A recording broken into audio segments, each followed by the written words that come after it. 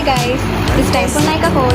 तो मैंने नायका से कुछ चीज़ें ऑर्डर करी, तो लेट्स सी कि कैसे ये अनबॉक्सिंग तो मैंने ऑलरेडी कर दी, यू नो कि वेट होता नहीं इतना। सो देखते हैं कि क्या है।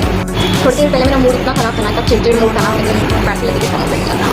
तो now I am happy. So guys, this blush stick by Nykaa cosmetic. तो देखते हैं कि कैसी है ये। मुझे इसका कब से वेट था, मुझे कब से लेना था, तो मैंने फाइनली ले ली। Look at this packaging, wow, expectation से भी much better. Pink metallic stick है, लुक एट दिस। मैं आपको थोड़ा दिखाती हूँ, इग्नोर माय पिंपल। वाओ,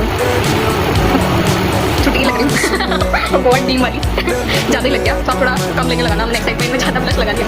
इसको थोड़ा सेटल कर बताती हूँ कि कैसा लग रहा है। बहुत अमेजिंग है यार, सच में।